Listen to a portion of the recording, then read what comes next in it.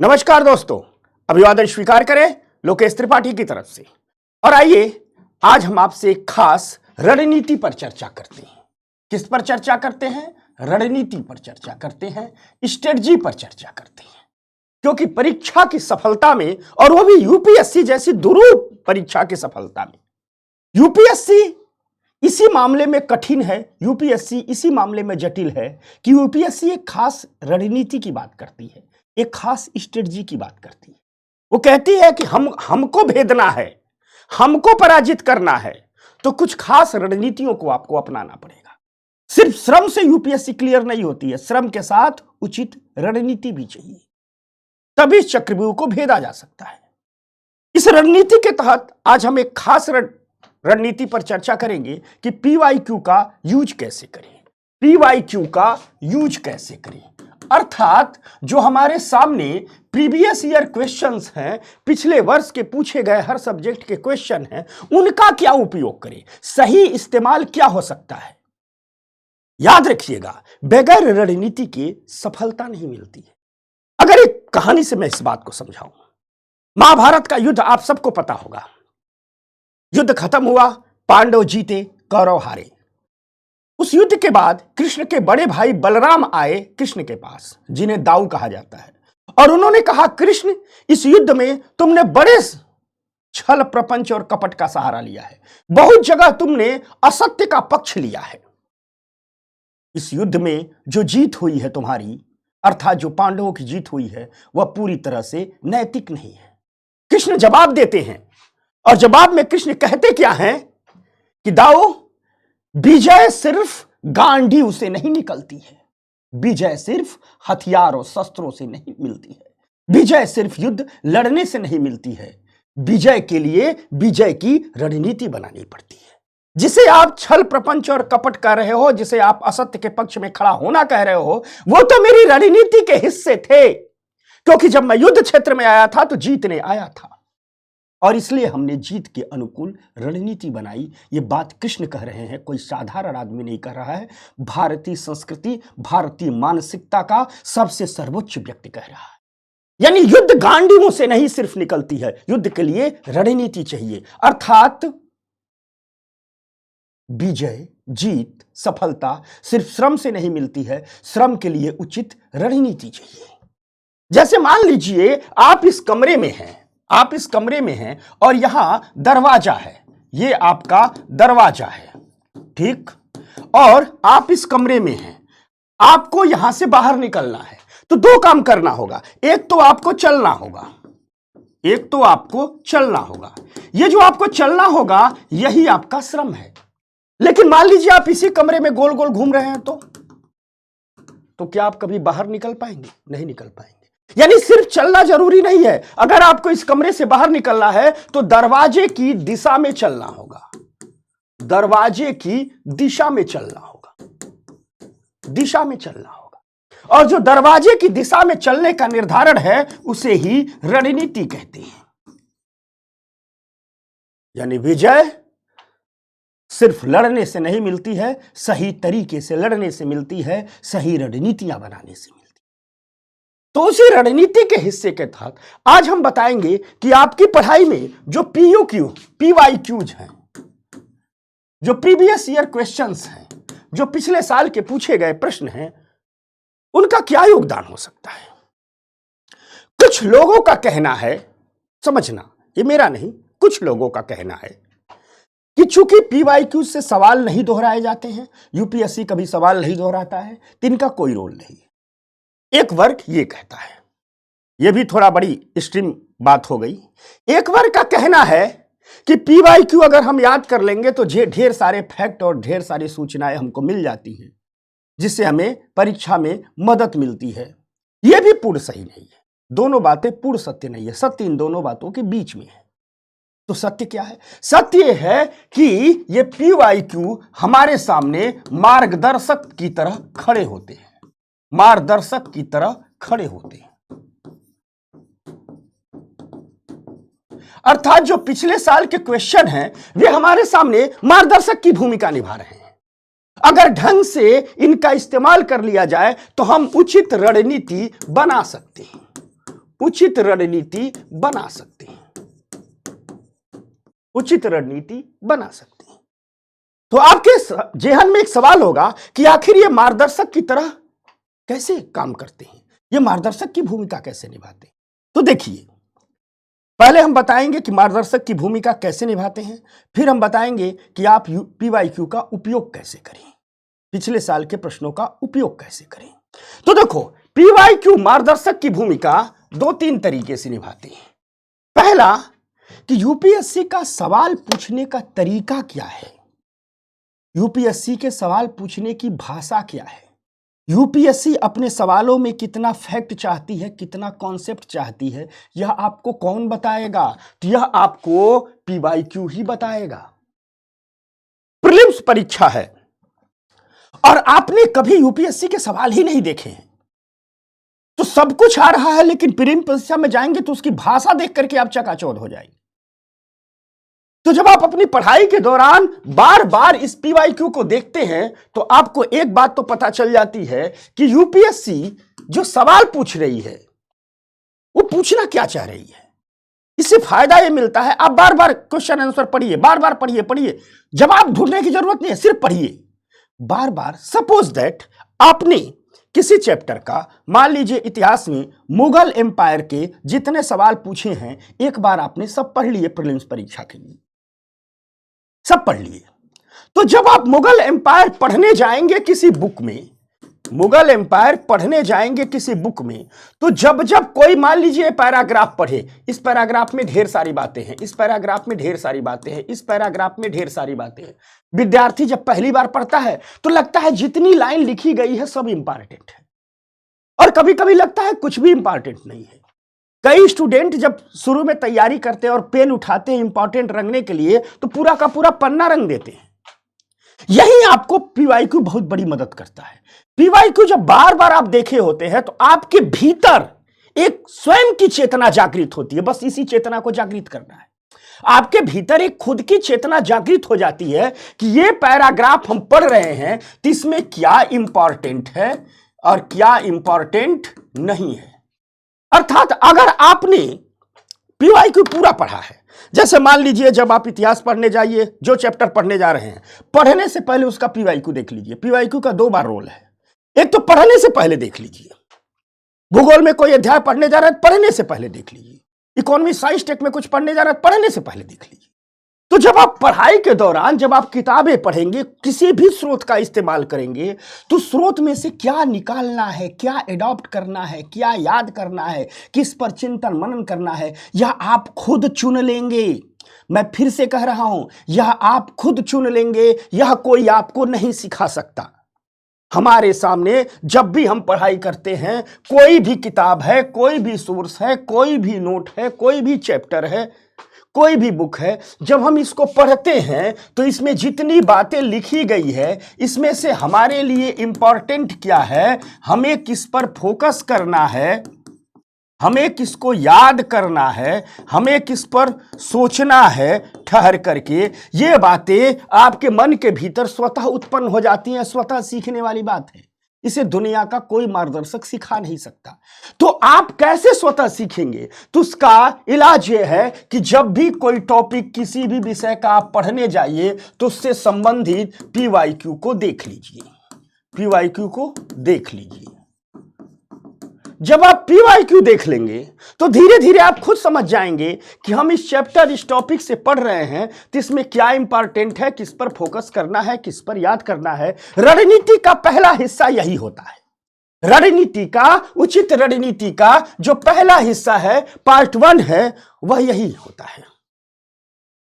ठीक, वह यही होता है कि हम पढ़ाई करने जा रहे हैं तो हम अपनी काम वाली चीजें एडॉप्ट करें किताबों से, जो हमारे काम वाली चीजें नहीं है वो फेंक दें, वो हटा दें। यहां फेंकने हटाने का मतलब है उन चीजों पर ध्यान न दें। ये पहली रणनीति का हिस्सा है, सबसे बड़ी रणनीति का हिस्सा है। यानी हर विद्यार्थी को अपने भीतर एक चेतना का विकास करना होगा, यह आपको खुद करना होगा। कोई कहता है कि यह हम करके दे देंगे तो यह बात पूरी तरह से झूठ है, गलत है, सरासर निराधार बात है। आपको अपने भीतर यह चेतना का विकास करना होगा। जो लोग कर लेते हैं वही सफल होते हैं। हमारा रोल सिर्फ इतना है कि हम बताएं किस तरीके से आपके भीतर उस चेतना का विकास होता है कि हम काम वाली चीजों को चुने, फालतू वाली चीजों को हटा दें। और उसका एकमात्र तरीका है कि किसी भी टॉपिक को पढ़ने से पहले आप उससे पूछे गए प्रश्न को देखें, जो यूपीएससी ने पूछा है उसको देखें। पहली बात समझ गए? तो किसी भी टॉपिक को पढ़ने से पहले उससे संबंधित पीवाई कुछ को देख लेना है। Strategy number 1, step number 1। अब ये तो हो गया। दूसरा क्या करना है? किसी भी टॉपिक को पढ़ने के बाद,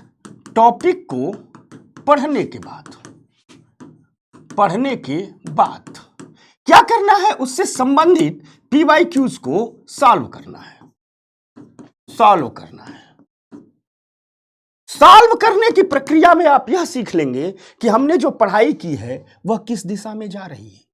साथ साथ क्या हम यूपीएससी की भाषा को, यूपीएससी के सवाल पूछने के नजरिए को हम पकड़ पा रहे हैं? क्या हमारी पढ़ाई उसी नजरिए से हो रही है? तो जब आप पीवाई को सॉल्व करते हैं तो आपको प्रूफ हो जाता है कि हां, हमारा तरीका ठीक चल रहा है। तो दूसरा काम यह करना है, रणनीति का दूसरा हिस्सा है टॉपिक को पढ़ने के बाद पीवाईक्यूज को सॉल्व कर लेना है। तीसरी बात यह है, रणनीति का तीसरा हिस्सा यह है कि जब आप पीवाईक्यू का इस्तेमाल करते हैं, जब आप पीवाईक्यू का यूज करते हैं, इस्तेमाल करते हैं, तो आपको यह भी पता चलता है कि प्रत्येक सब्जेक्ट से किस किस टॉपिक पर यूपीएससी फोकस कर रही है, जैसे मान लो कुछ सब्जेक्ट हैं जो नहीं बदलते हैं, जैसे हिस्ट्री नहीं बदलती है, भूगोल नहीं बदलता है, ठीक? ये सब न बदलने वाले विषय हैं। तो जब आप पीवाईक्यू सॉल्व करेंगे तो वे सब्जेक्ट जो नहीं बदलते हैं उनके टॉपिक आप देख लेंगे। जैसे जब आप हिस्ट्री की पीवाईक्यू सॉल्व करेंगे तो देखेंगे कि जीएस में मॉडर्न इंडिया से ज्यादा सवाल आते हैं, यह आपको पीवाईक्यू बताएगा। तो जब आप अपनी पढ़ाई करेंगे तो एंशिएंट पर फोकस कम, मिडाइवल पर फोकस कम, मॉडर्न पर ज्यादा फोकस कर पाएंगे। यह किसने बताया? यह बताया पीवाईक्यू ने। साथ साथ आप इसी हिस्ट्री में देखेंगे, मैं एक एग्जांपल ले रहा हूं हिस्ट्री का, इसी हिस्ट्री में देखेंगे कि आजकल आर्ट एंड कल्चर से ज्यादा सवाल पूछ रहे हैं, तो जब जब आप एंशिएंट से लेकर के मॉडर्न तक आएंगे, जहां जहां कला संस्कृतियों का मुद्दा होगा उस पर आप फोकस कर लेंगे। जैसे पेंटिंग से सवाल आ रहे हैं, डांस से सवाल आ रहे हैं, आपको संगीत से सवाल आ रहे हैं, आर्किटेक्चर से सवाल आ रहे हैं। यहीं पर एक बात पता चलेगी कि हाल के 2-3 सालों में यह पता चला है कि इतिहास में जो क्षेत्रीय इतिहास है, रीजनल हिस्ट्री है, जो मुख्य धारा का इतिहास नहीं है, अब यूपीएससी उससे ज्यादा पूछ रही है। वो असम के रीजनल इतिहास से सवाल पूछ दे रही है, वो उड़ीसा में कोई रीजनल एम्पायर था उससे सवाल पूछ दे रही है, साउथ इंडिया का कोई राज्य था उससे सवाल पूछ दे रही है। पूरे मिडाइवल में अब वो चोलों की तरफ शिफ्ट कर गई है, चालुक्यों की तरफ शिफ्ट कर गई है, इधर से, यानी जो मुख्य धारा का इतिहास है उससे सवाल कम आ रहे हैं, क्षेत्रीय शक्तियों के इतिहास ज्यादा पूछ रहे हैं। तो जब आप पीवाईक्यू से जान लेंगे तो आप जहां आपको चोल मिलेंगे, चोल तो बड़ी शख्सियत थी, जहां आपको छोटी, जैसे असम का इतिहास, अहोम साम्राज्य है उसके बारे में पढ़ने लगेंगे, विजयनगर साम्राज्य के बारे में पढ़ने लगेंगे, छोटे छोटे राज्य हमारे उत्तर भारत गंगा घाटी में थे उनके बारे में पढ़ने लगेंगे। अर्थात पीवाईक्यू ने बता दिया कि मॉडर्न पर ज्यादा फोकस करना है, आर्ट एंड कल्चर पर ज्यादा फोकस करना है, क्षेत्रीय इतिहास पर ज्यादा फोकस करना है। यह किसने बताया? पीवाईक्यू ने बताया। तो जहां ज्यादा फोकस करना वहीं ज्यादा फोकस कीजिए, यह आपकी उचित रणनीति का हिस्सा होती है। जैसे ज्योग्राफी में देखा जा रहा है कि आजकल मैपिंग वाले सेक्टर से खूब सवाल आ रहे हैं, तो सब कुछ तो पढ़िए, थोड़ा मैपिंग पर ध्यान दीजिए। जैसे पीवाईक्यू आप जब देखेंगे तो पता चलेगा कि इकोलॉजी और इन्वायरमेंट में जो करंट अपडेट है उससे जुड़ा करके सवाल पूछे जा रहे हैं, करंट अपडेट से सवाल पूछे जा रहे हैं। और पूछ क्या रहा है? अगर इकोलॉजी इन्वायरमेंट में करंट में कोई घटना है तो करंट अपडेट से तो सवाल पूछे ही जा रहे हैं, उसके बेसिक से भी जोड़ देते हैं। तो जब भी आप इकोलॉजी इन्वायरमेंट पढ़ेंगे तो उसके करंट अपडेट पर ज्यादा फोकस करेंगे। आपको दिखेगा कि जब आप इकोनॉमी पढ़ेंगे जब आप इकोनॉमी पढ़ेंगे तो देखेंगे इकोनॉमी बहुत गतिशील विषय है। इकोनॉमी बहुत गतिशील विषय है। तो इकोनॉमी में एग्जामिनर क्या कर रहा है? बैलेंस कर दे रहा है। इकोनॉमी में करंट अपडेट के साथ, करंट अपडेट से तो सवाल पूछ ही रहे हैं, साथ साथ कुछ चैप्टर के बेसिक से सवाल पूछ दे रहे हैं। जैसे मान लो टैक्स सिस्टम है, आरबीआई बैंकिंग सिस्टम है, टैक्स सिस्टम है, बैलेंस ऑफ पेमेंट है, राजकोषीय नीतियां हैं, ये सब ट्रेडिशनल हैं। इनके ट्रेडिशनल से सवाल तो पूछ ही रहे हैं, इनके करंट अपडेट से भी सवाल पूछ दे रहे हैं। यानी ट्रेडिशनल पर भी फोकस करना है, करंट अपडेट पर भी ध्यान देना है। आप देखेंगे हर साल कुछ जब आप पीवाई की देखेंगे तो देखेंगे 2-4 सवाल हमेशा गवर्नमेंट स्कीम से रहते हैं और उन्हीं सरकारी योजनाओं से रहते हैं जिसे भारत सरकार ने उस साल अपने बजट में ज्यादा फोकस किया है। यानी सरकार ने जिन योजनाओं को बजट में ज्यादा पैसा दिया है उन गवर्नमेंट स्कीम से सवाल पूछते हैं। हर साल आपको शिक्षा से संबंधित जो सरकारी योजनाएं हैं, स्वास्थ्य से संबंधित जो सरकारी योजनाएं हैं, ग्रामीण विकास से संबंधित जो सरकारी योजनाएं हैं, शहरी विकास से संबंधित जो सरकारी योजनाएं हैं, ठीक, महिला एवं बाल विकास से, महिला एवं बाल विकास से, महिला एवं बाल विकास से संबंधित जो सरकारी योजनाएं हैं, इनसे सवाल पूछा जा रहा है। हर साल एक एक सवाल पूछ दे रहा है।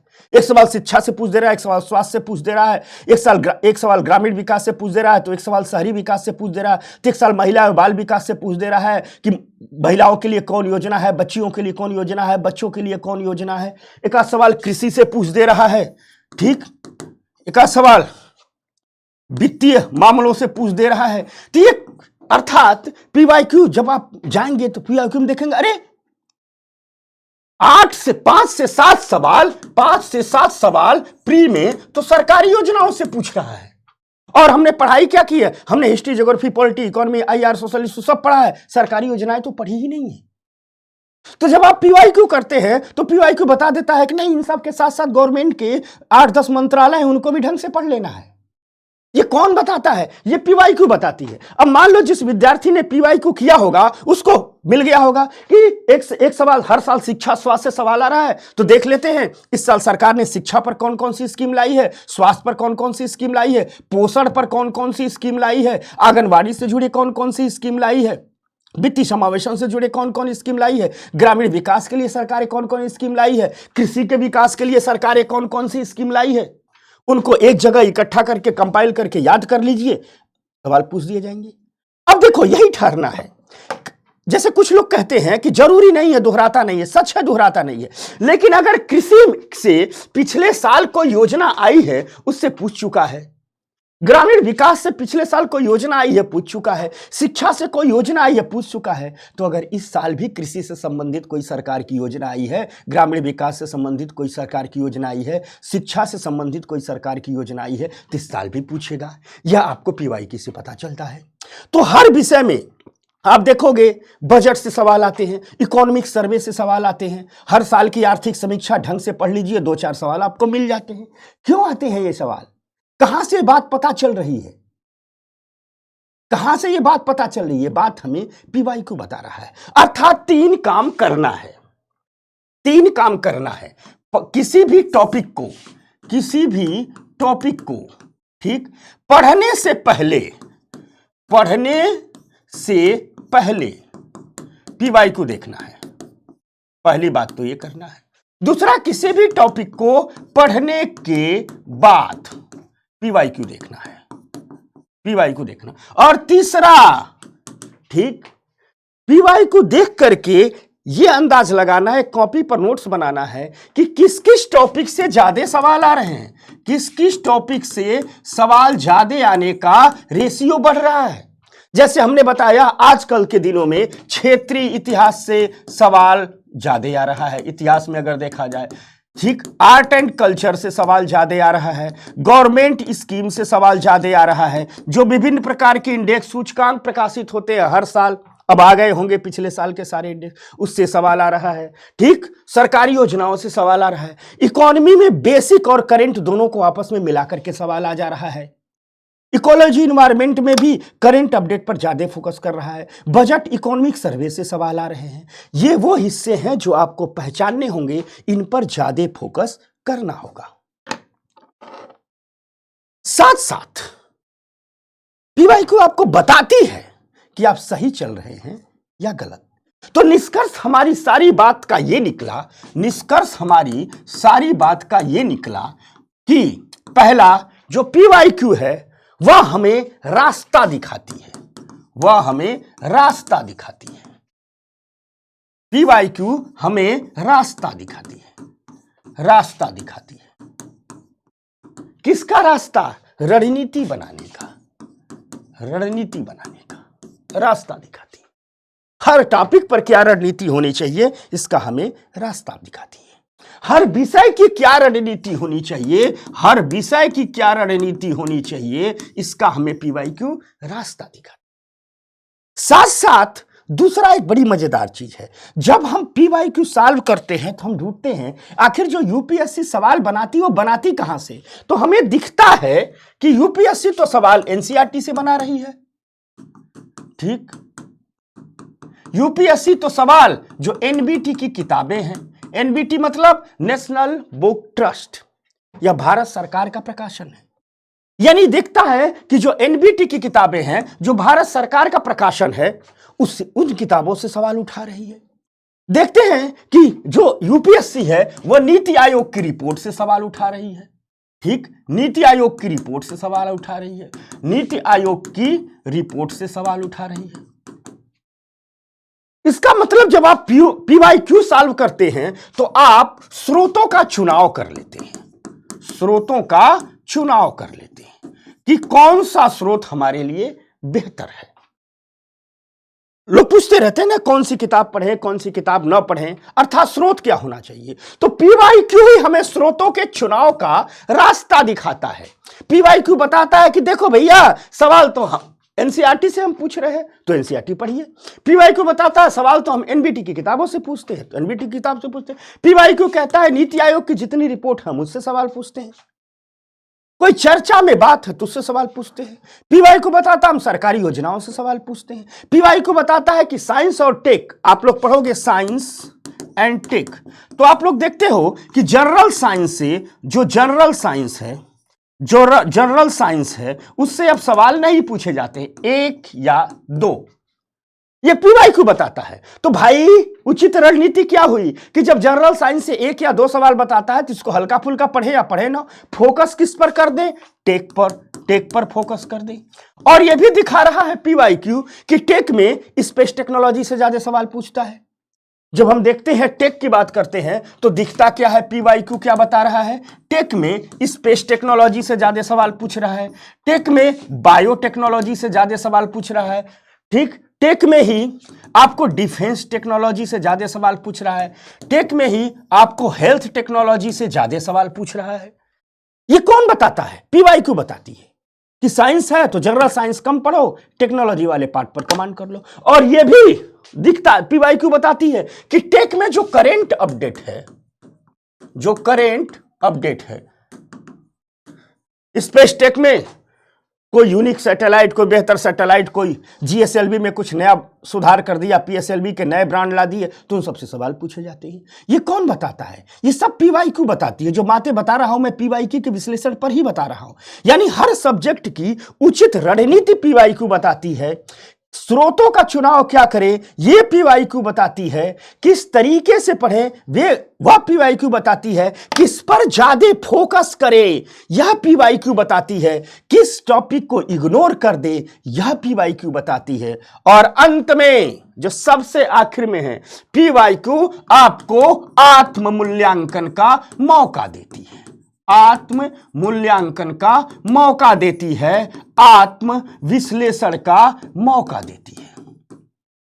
पीवाईक्यू ये बताती है, जब आप पढ़ करके पीवाईक्यू देखते हो तो आप आत्म मूल्यांकन कर लेते हो हम सही जा रहे हैं या गलत, आप आत्म विश्लेषण कर लेते हो कि हम सही जा रहे हैं या गलत। और सफलता के लिए आत्म मूल्यांकन की प्रक्रिया निरंतर चलनी चाहिए, आत्म विश्लेषण की प्रक्रिया निरंतर चलनी चाहिए, क्योंकि आत्म मूल्यांकन और आत्म विश्लेषण ही आपको खुद के अंदर सुधार लाने को प्रेरित करते हैं। जब तक आप आत्म मूल्यांकन नहीं करोगे, जब तक आप आत्म विश्लेषण विश्लेषण नहीं करोगे, आप अपने से लड़ नहीं पाओगे, अपने भीतर सुधार नहीं ला पाओगे। और अपने भीतर सुधार लाने के लिए लड़ना पड़ता है, खुद से जंग लड़नी पड़ती है। कहा जाता है कि जो स्वयं के विरुद्ध युद्ध लड़ लिया, मेरी बात को गौर से समझना, जो स्वयं के विरुद्ध युद्ध लड़ लिया वही विजेता है, वही विजेता है।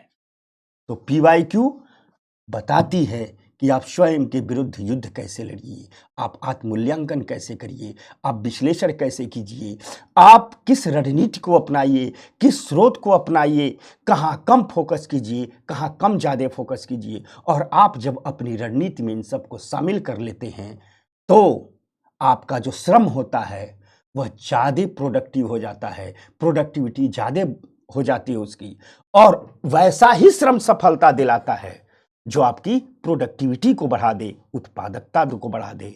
तो दोस्तों, PYQ का विश्लेषण करना है, PYQ को समझना है, PYQ को साथ रखना है, पढ़ने से पहले उसको देखना है, पढ़ने के बाद उसको देखना है। और जब आप देखोगे तो सारी बातें जो हमने समझाया खुद महसूस करोगे, खुद पता चल जाएगा। और उसी के सहारे आत्मविश्लेषण कीजिए, आत्ममूल्यांकन कीजिए, छेड़ दीजिए एक युद्ध खुद के विरुद्ध। विजय आपके कदम चूमेगी, जीत आपके कदम चूमेगी। बस इतनी ही बातें रणनीति के इस हिस्से में आज समझानी है। धन्यवाद, नमस्कार।